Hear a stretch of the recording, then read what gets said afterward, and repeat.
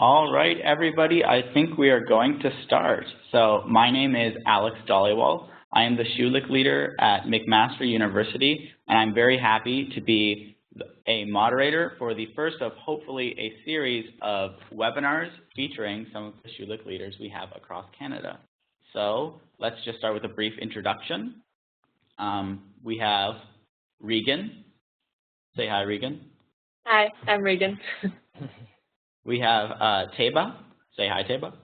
Hi, I'm Taiba. And we have Austin. Hey, I'm Austin. All right. So the way that this webinar is going to work is each of our leaders is going to have a brief amount of time where they can talk about the opportunities that they're exploring at their university. And we are going to start with Regan. So Regan is our oldest leader on the panel. She accepted her scholarship in 2012. She went to St. Teresa Catholic Secondary School in Belleville, and she now attends the University of Ottawa, where she's studying ecology. She loves to dance, even volunteering her time as the president of the University of Ottawa Dance Club. Let's give Regan the spotlight and hear about some of the research that she's been doing over the past few years. All right, Regan, you now have the board. Okay, thanks. So let me just see if I can bring up my PowerPoint. There we go. So hopefully you can all see that. Yeah, I'm the presenter. Okay, so I'm so excited to speak to you all tonight about some of my research experiences that I've had so far. And I hope to provide you with some insight into how to gain access to research experiences of your own. So I've been very fortunate during my time here at the University of Ottawa to be part of the co-op program that we have. Being a part of a program like this really allows you to sort of see all of the opportunities that are out there for you in your field of study and sort of try a bunch of different types and see what's best for you, which can be really beneficial if you don't know what you want to do. I was always pretty interested in the research aspect of science, and so that's where my 3 terms have been focused so far. And so for my first work term, I was working for an environmental studies professor on campus, and he was doing a neighborhood study. So basically, he was evaluating the microenvironment in each neighborhood and comparing the quality of that to the health of the citizens that were living in each neighborhood. So what I was doing was traveling around Ottawa with a partner for the summer, and we were evaluating things like the amount of wildlife, amount of green space, number of fast food restaurants, accessibility for walking or for wheelchairs. And so we were evaluating those factors all summer. And this was a really great experience for me. It was my first sort of field research experience of collecting data, and I really enjoyed that aspect of it. So in terms of finding these types of opportunities that interest you, I found this job on the online database of jobs that my co-op office has. If you don't have access to something like this, there are a ton of other databases out there. If you just do a quick Google search, there's FSWEP for government-type jobs, and there's a ton of things out there. So really just getting out there and looking is a great way to start looking for these types of jobs. And one thing that I would recommend is getting some resume building help. I'm sure you all have great content on your resumes, but really getting help with the sort of style in writing is something that you can get from like a professional development specialist at your school. And after my first co-op term, I did a work study. So while I was in school, I was doing this sort of work part-time type of thing with a professor in the rehabilitation sciences faculty. This is a field that I was really interested in high school, but after trying it out, I sort of realized that it wasn't for me. But it was still an invaluable experience nonetheless. You have to sort of try things before you decide if they're for you or not. And the way I got this job was a little bit differently. I got it through sort of a family connection. My family cottage, the neighbors there, their sister is the professor that I was working for. So my next piece of advice would be don't be afraid to use your network. I know it seems like you might not really have one yet, but you do. It's out there. And just sort of casually mentioning the types of jobs that you're interested in can really be beneficial. And you never know what might come out of it. You never know who knows someone in the science field. So that's another good way to start looking for these opportunities. And my second co-op work term was at Agriculture Canada on the experimental farm that we have here in Ottawa. So I was in a lab here. We were working on transferring disease-resistant genes from wild species of wheat into crop plants. And so I learned a lot of new lab techniques here, like PCR and DNA extraction. I worked with the plants a lot, doing inoculations and applying fungicide. That's why I'm wearing that ridiculous outfit. And that was a really good experience of sort of working in the government, but not at sort of a desk job. I was actively doing science research. And I also got that job through the online database of my co-op program. My last work term was this past summer, and I was working for an ecology professor on campus. She works with a species of solitary bee called Osmia, which you can see on the wood block there, the little black bee. And so I spent about a month working in a lab in Ottawa, and I was sort of just learning the basics about the species and her research, and then we traveled to the Rocky Mountain Biological Laboratory, which was in Colorado. And so basically I spent 2 months living in this cabin with the green roof here in the mountains. And it was an amazing experience. We were doing field work most days we went out. We were researching the bees' nesting habits as well as their pollination patterns and their sort of development schedules. So Rumble was an amazing place. It's a field site of about 150 scientists, grad students, undergrads, and basically everyone is really, really friendly and really willing to talk about their research and give you advice, share ideas. They all really work together in this amazing science community. And so, yeah, I think I learned more there than in some of my courses at school. So it really speaks to the benefits of working in the science field and really getting that experience of practicing it yourself. It's just totally different from the theory aspect that you learn in class. And so the way I went about getting that job was a little different again. I'm doing my honors project this year because I'm in my 4th year, and so I approached Dr. Forrest last November, I believe, who was my supervisor, and I just asked her, I looked online about her research and I found that it was something that I was really interested in, so I asked her if she was willing to take on honors students, and we met, and she said sure, and she also offered to take me to Colorado as a research assistant, and so obviously I jumped at that opportunity, and I was also fortunate to complete the field research for my own honors project at the same time. And so that was that sort of route to just blindly approach professors or scientists with emails or after class and just see if they're interested. They're always looking to take on young scientists and help foster that, so don't be afraid to do that. Yeah, so in conclusion, I really recommend trying out the research field in your undergrad. It's a really invaluable experience. It can seem really intimidating at first, but there's a ton of opportunities out there for you.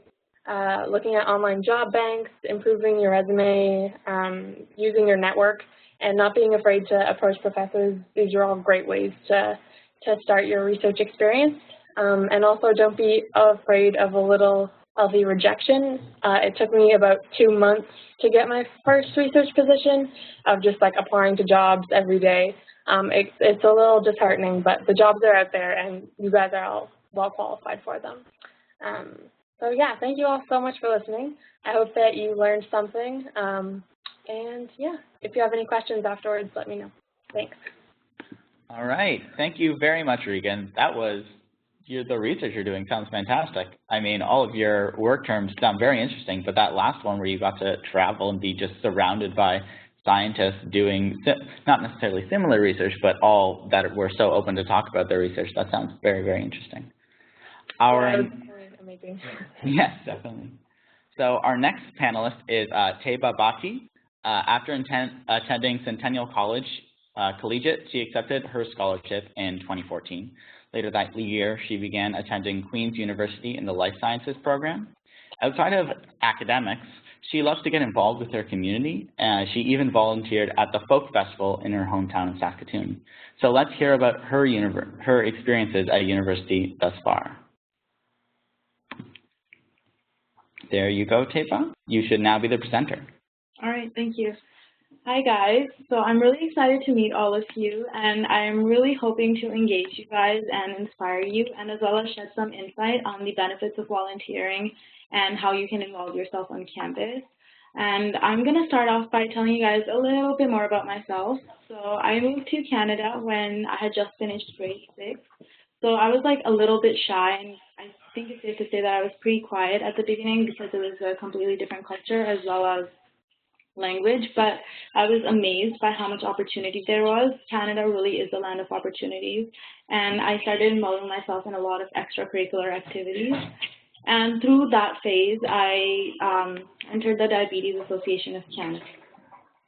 As part of the Diabetes Association of Canada, I went door to door canvassing for donations, and those donations were to provide funding for research so that people who have diabetes don't have to inject themselves with insulin every single day or take as many as 9 pills every single day like my dad has to.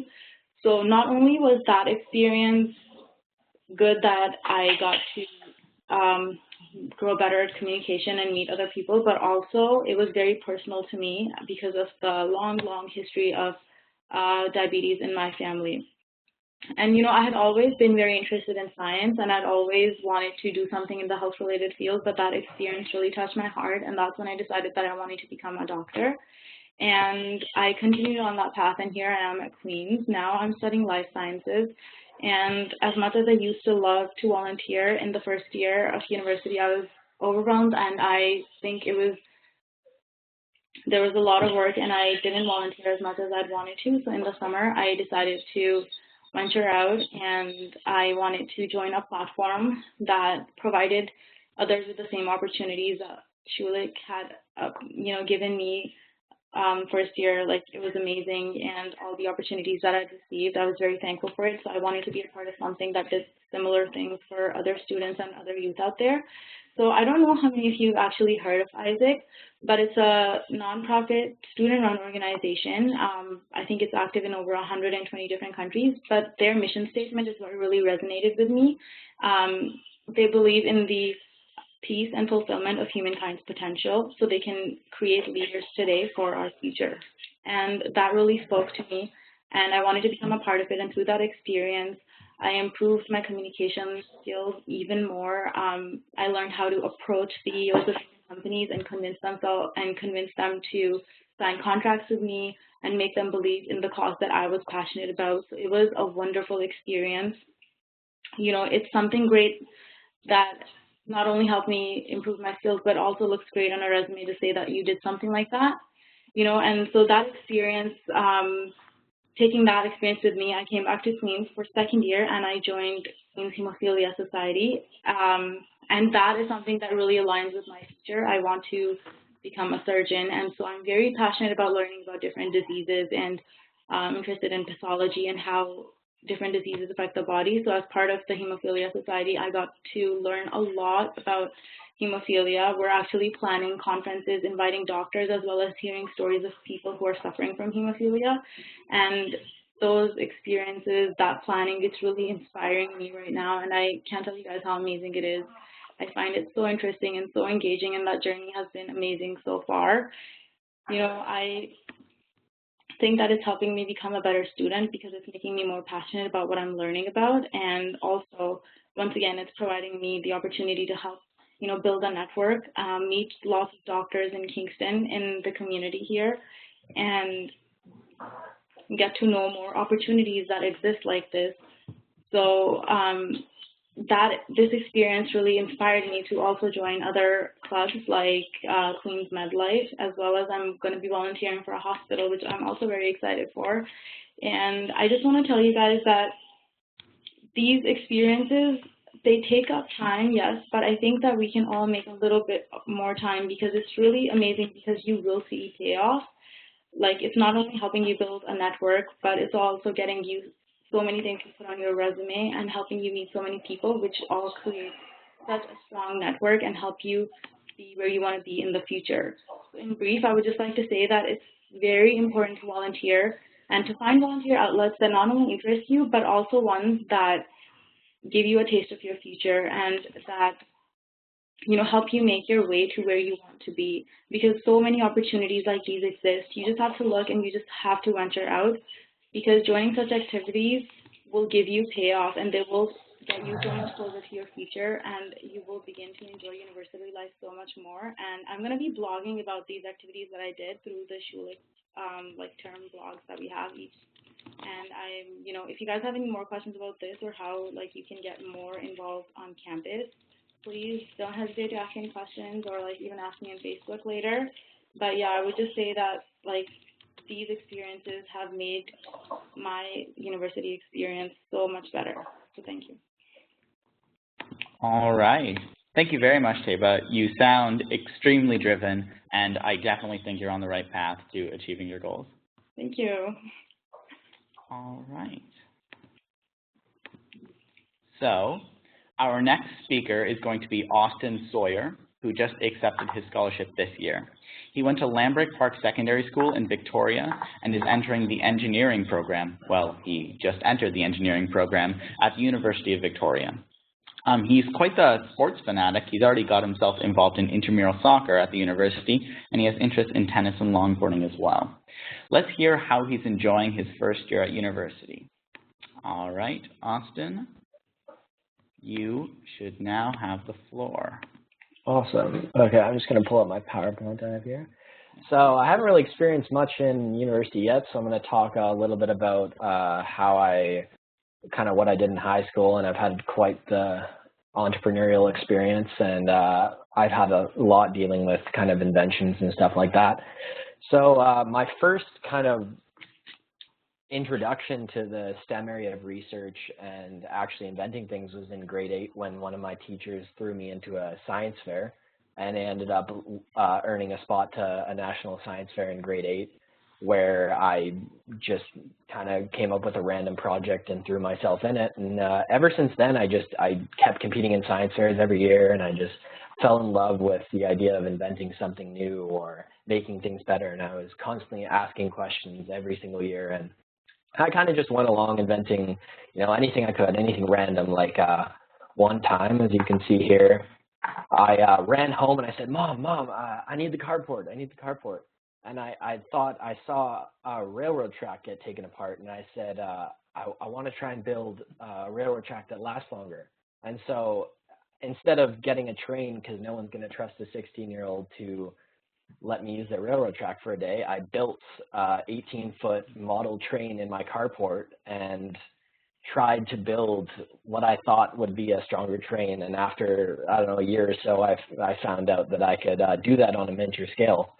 So pretty much since it came, I just randomly started competing. And then in grade 11, I was sitting with one of my friends named Vicky, and I wanted to invent something that mattered. I wanted to invent something that would have an impact on someone, or, kind of get the bigger picture and get out there. So we were sitting down, and we kind of tried, and we failed at a bunch of things. And we said, hey, let's look back at some of your old research. She'd done some research on different materials picking up oil. And so we said, let's take this to square one and let's expand it. So what we did was we researched how they cleaned up oil spills. So we realized that the first thing they did was put this huge cylinder thing around the oil spill to trap it called an oil boom. And it took several days for them to get absorbent oil products in there to actually pick up the spill. So we said, hey, let's try and make one of these oil booms that traps the oil spill and picks up oil at the same time. So the first thing we did was we just laid out everything we want. What did we want? It has to trap oil. It has to pick it up at the same time. We want it to be cheap. We want it to be organically friendly. We had all these ideas, and then we just randomly started testing. We went to Canadian Tire and bought a crap load of oil, and then we were testing in bowls. And then when we got the better designs, we started buying a whole bunch of mini pools, and we had all these mini pools in my school, and we were testing different kind of absorption booms. And we went to the ocean, and we were trying it in the ocean to see what it was like on salt water. And then kind of after, we also got, we went to the university and we said, look, we got this great idea. We've done all this research, but we need the tools. We don't have them. And a couple of the professors said, yeah, come in, use my chemistry lab. So we went in and got to use some chem labs to kind of prove that it was eco-friendly and prove that you could extract the oil out and then plant it in the ground afterwards and it would biodegrade. And we had all these cool experiences, and it was such a great atmosphere because we came in every day and we said, hey, I got an idea. I saw this on Google. Let's throw it in. Let's try it. And we failed. We got frustrated at first because we failed so many times, but we learned that to succeed, we needed to fail. Every time we failed, we'd rule out something that wouldn't work. And we really learned that you had to fail to succeed. So after about, I would say, 9 months of experimentation with this project, we actually made something. We made something that not only trapped the oil, but picked up twice the oil that the commercial products did on a small scale. And we earned a trip to nationals for our last year, and we ended up bronze medaling. And then we kind of just dropped it. We said, okay, another year, another science project.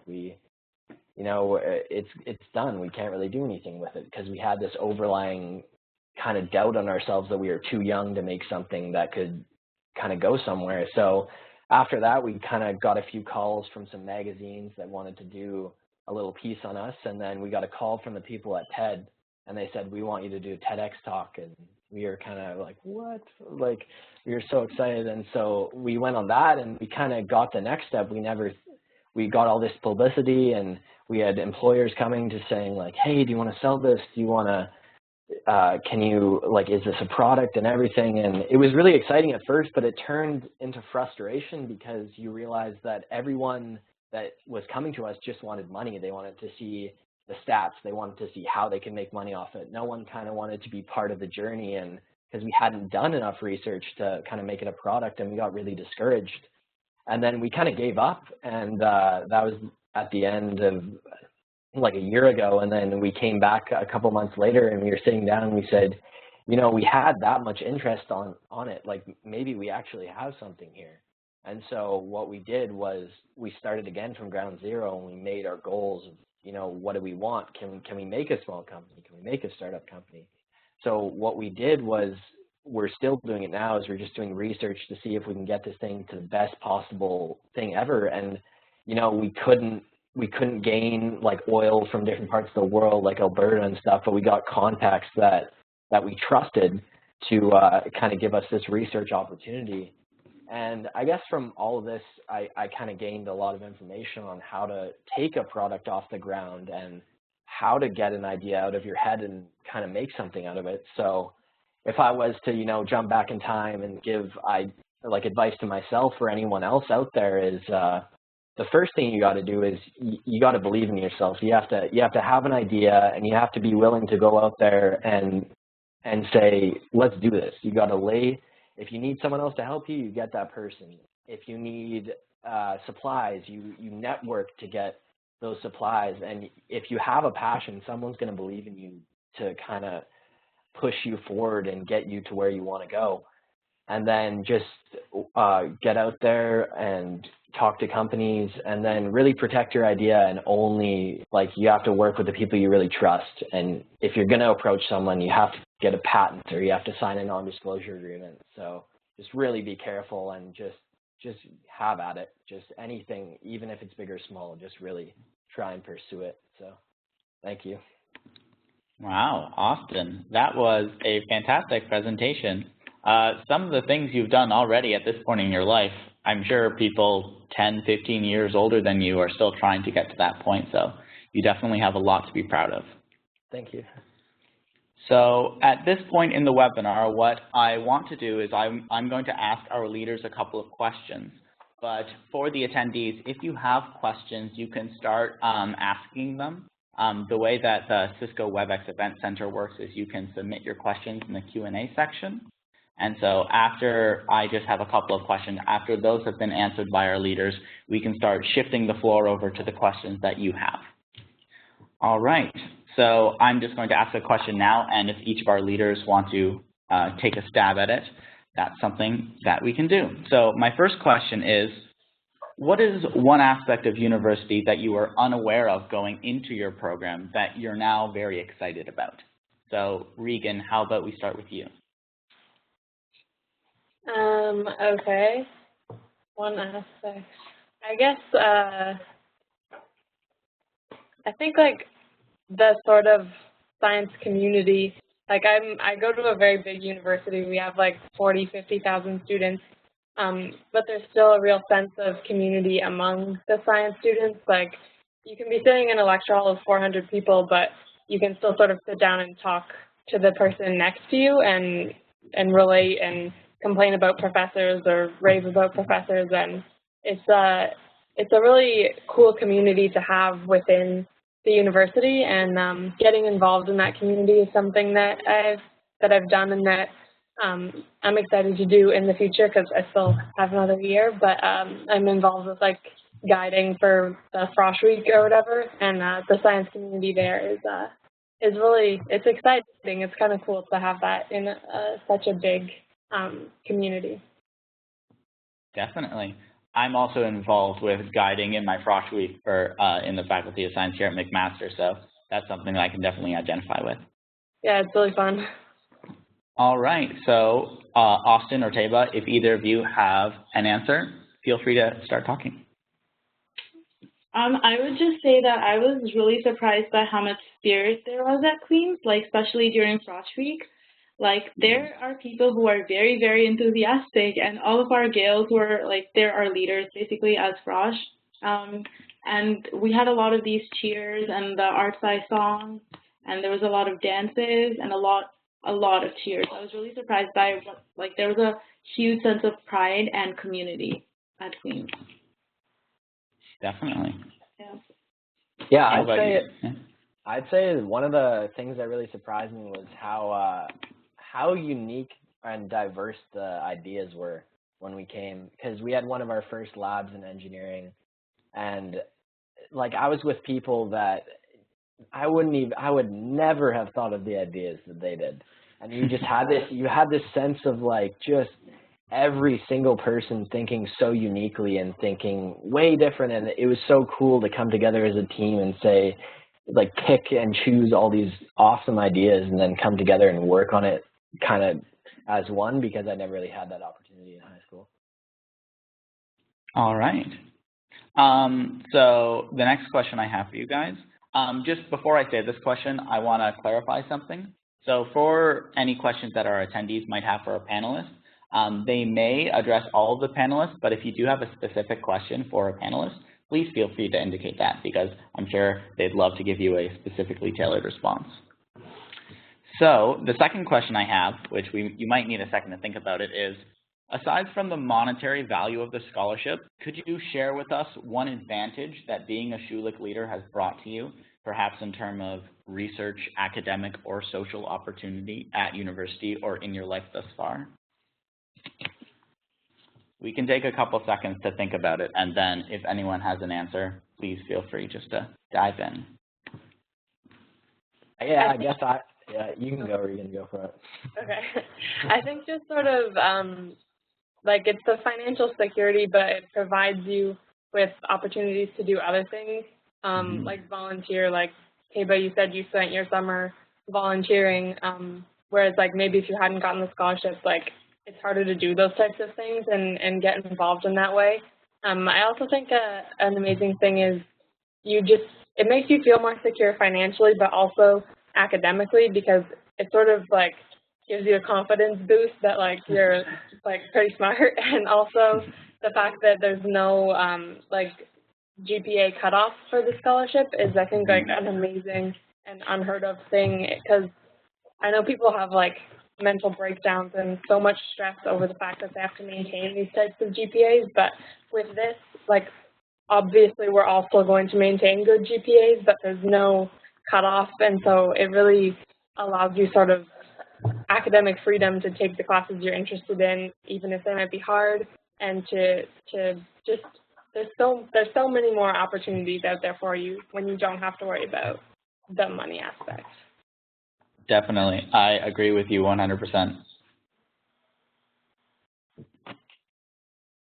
What about you, Austin? I think you had something you were trying to say. Maybe Regan might have took some of your points. No, she had good points. But yeah, no, the financial security part's pretty awesome because you can just like say I have a break for 2 weeks, and instead of sitting at home because I couldn't afford anything, like I could go have new experiences. And like one of the things that I actually plan on doing is I found a research place when I was in New Brunswick that one of just my side things that I thought was cool was prosthetics. And then he heard that I won the Schulich, and he invited me out to see his lab and to teach me how to like kind of make prosthetics and stuff, or just like get a base intro to it. And I was like even though that's not what I planned to major in, I was just like, wow, that's awesome. It's kind of like because I went through competing in science fairs and trying to work at universities, I basically got told off a lot, and you got kind of like you're 16, like a lot of people not taking you seriously because you didn't have anything to kind of back you. And then now that you have the like Schulich title, people tend to take you more seriously, and it was kind of nice in that aspect as well. Yeah, definitely. And Taiba, have you thought of anything? Yeah, I was just gonna say that I think the Queen's Twitter page or something, so they tweeted about like how I was one of the Schulich leaders for my year, and the day after, a lot of random people stopped me on the sidewalk and congratulated me, and it was really sweet because I didn't even know them, and they were so happy for me, and it made me really proud, and like it was just a very encouraging thing, like because it made me feel like I was doing something right and that I should continue. I think it was just a really big mental boost that I got. Like, I know I'm trying hard, but it's all worth it. So I think it was just really nice that I was being appreciated, and it also made my parents so proud. So yeah. Yeah, definitely. All right, so I believe that we have our first question. I'm going to apologize in advance, but Aishwi Roshan, I am going to unmute you now so that if you still have your question, feel free to ask it. Okay, am I unmuted? Yes, I think so. Okay. So my question is, what is your greatest challenge that you foresee in the future, and how do you think you're going to overcome that? So not a challenge that you have already, I guess, overcome, but a challenge that you foresee, and how do you plan to overcome that challenge? And this is all right. Panelists.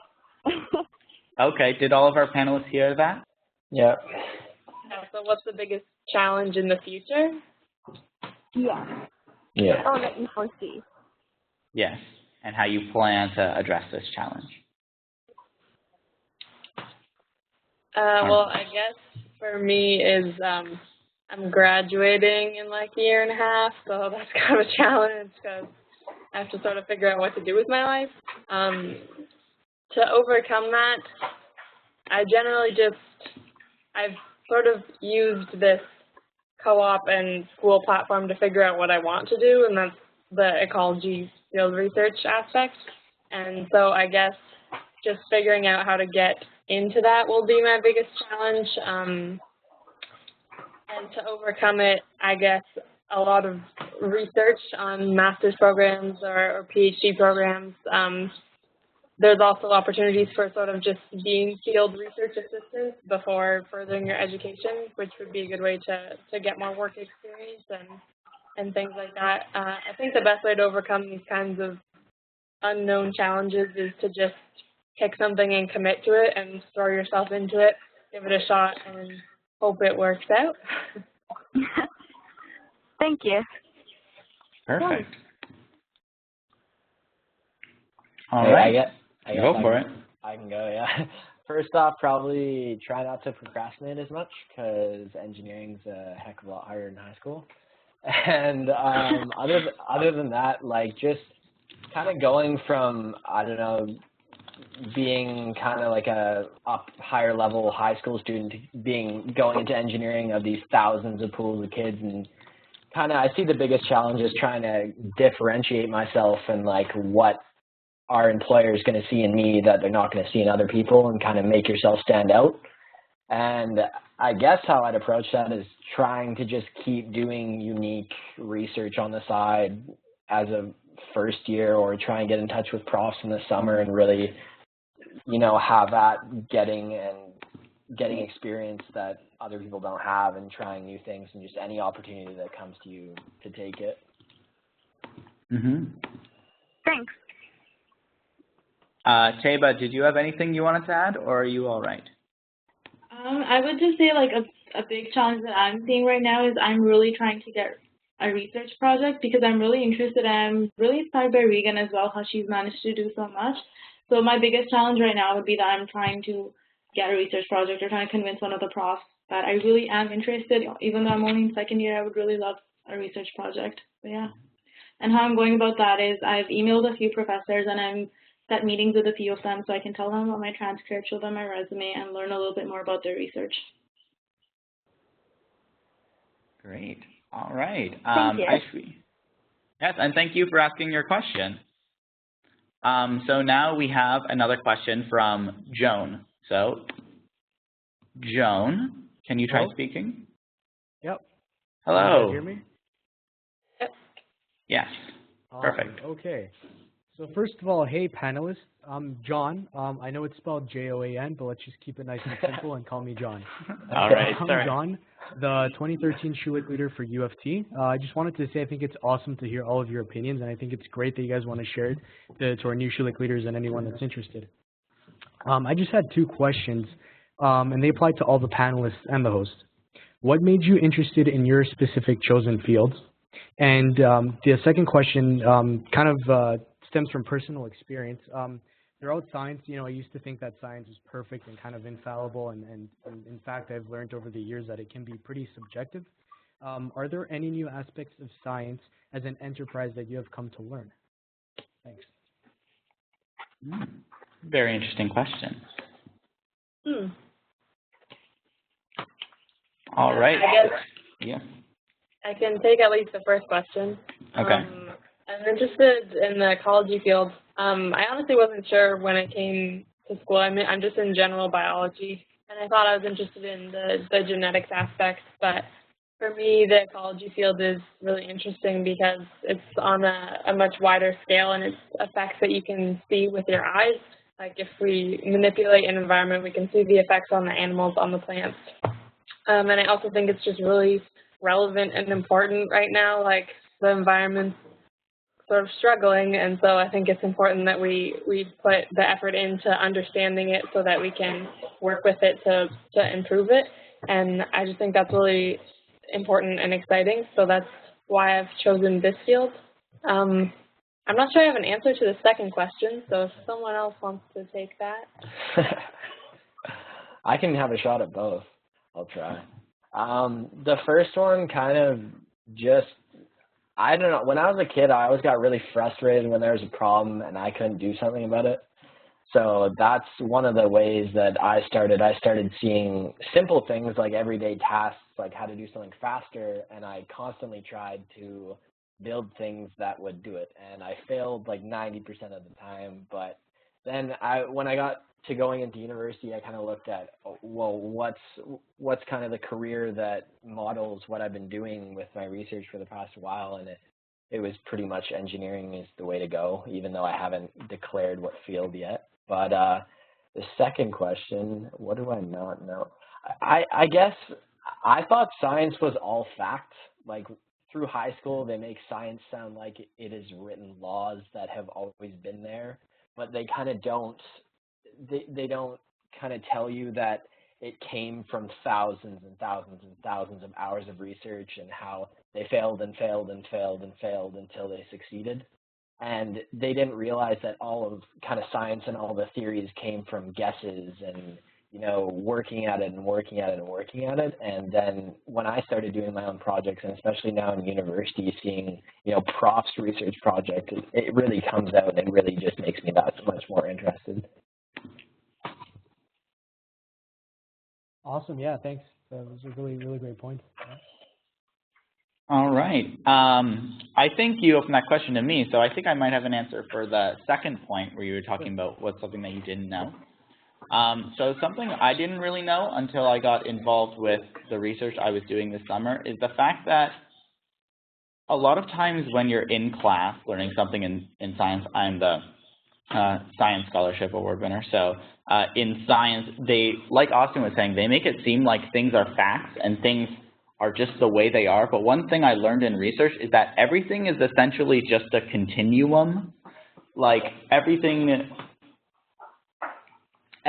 is a variable, and depending upon how much of a factor it is in a certain experiment you're doing, it can either push one outcome or push a different outcome. And this was something that was kind of hard for me to come to terms with initially, because I thought that if I did something the way I read about it in my textbook, I would achieve a certain outcome.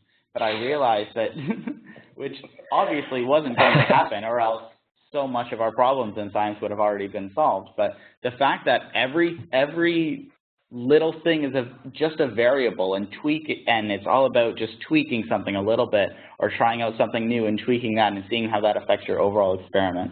That's something that I didn't really learn in class, but it's something that I got to learn through doing my research. For sure. Those are, all of your points are great, and Austin and Alex, I mean, what you're addressing is exactly what I wanted to get at. It's, you think they try to kind of advertise science as being so perfect and fact, but then when you're actually trying to do the research and you find how frustrating it can be, I mean, and if, like, even if you tweak the wrong thing, it can give you completely different outcomes. And it's just been a collection of that over the years. I mean, it's going to be fascinating how science is going to progress as a field in the next 100, 200 years. I definitely agree, John. Definitely. Awesome. All right. So if we're all ready, we can move to the next question. So thank you very much, John. Our next question is coming from, again, I apologize for my mispronunciation, but Simranjit. Simranjit, could you try speaking? Hey, Alex. My name is Sim. I go by Sim. I'm the I'm the Schulich Leader here at University of Saskatchewan for 2015, so it's my first year. And I just want to perhaps take this question forward, as Joan said, and you guys have talked about how science is much more about the experience rather than that in-class, sitting and listening. So my question, I guess, would be specifically for Regan and Taiba is how exactly do you go about finding research positions, especially for a first-year student, or maybe perhaps in the upcoming summers? That do I go to specific profs? Do I look for online postings? How exactly do I go about doing that? Yeah, so that's the challenge. There's a ton of different ways to go about it. I think, like, just a general good place to start is online, looking around, seeing what's out there, seeing if there are things in your hometown or in wherever you're going to school, and just, yeah, it's really hard, but if you can apply for things like Europe and stuff like that and bring your own sort of funding to professors, then they sort of get excited about that. Actually, a good way to start in first year, because you don't really have any experience, is just volunteering in a lab on campus. Obviously, professors are more than happy to welcome unpaid employees into their lab to help with the research. So if you, like, with the scholarship, hopefully you can afford to do that and just give them some of your man hours, and then they'll, it's likely that they would be willing to keep you on over the summer as a paid employee.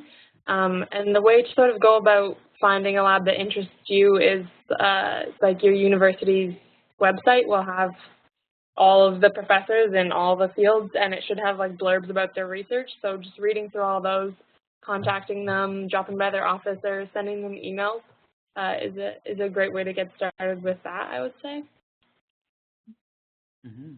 Definitely. Yeah, okay. Thanks a lot, guys. I would just like to add a quick little thing. I was just going to say you should check pause, because a lot of the times, like, the professors will post on there. Like, my sister actually goes to UFS, and then she checks pause regularly, and she's going to be working with a professor pretty soon. Also, talk to upper years to figure out which professors are more likely to take on students. And yeah, as Regan said, go to the office hours because that's what I'm trying to do right now. So hopefully it works. Yeah, that's quite an answer. Thanks a lot. And if I might just drop in on there as well, I would just say just talk to everybody. Talk to your classmates, talk to your housemates, talk to your professors, because your network is something that you really want to try to grow, because you never know who is going to be looking for someone interested in this and looking for someone interested in that. Another point I just want to make is that if you're emailing professors trying to ask to become involved in their lab, don't be afraid to compliment them. Like, professors love being complimented on their research, and tell them how interested you are in their research, because if you are genuinely interested in their research and your passion shows, they will see that, and that's something they're definitely going to consider if they're choosing between several different students. So don't be afraid to show that you're passionate in a certain subject or research area when you're talking to a professor, if you truly are, because the only thing it will do will help you in the end. Okay, cheers. Thanks a lot. All right, no problem. All right, so that was Sim's question. We are right now at the 45-minute mark, so at this point, I just want to thank everybody for coming and listening to the webinar. We don't want this webinar to go on for too long because I'm sure you all have schoolwork to do. It's been a few weeks into class already. But I think if there are any more questions, still feel free to ask them. I don't mind sticking around for a little bit longer, and I'm not 100% sure about our panelists, but I'm sure they really want to answer your questions. So if there is anyone else, please feel free to ask. Even if you just have suggestions on how this webinar went, or you just want to say, great job, thank you so much, this was fantastic. Yeah, we welcome that for sure.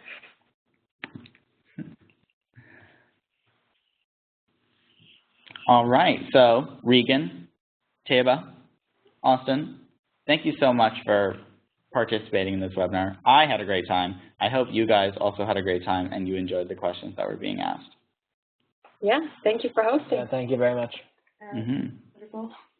All right, I think we will close this webinar now. So I hope everyone has a fantastic night, and we'll see you all later. Good night.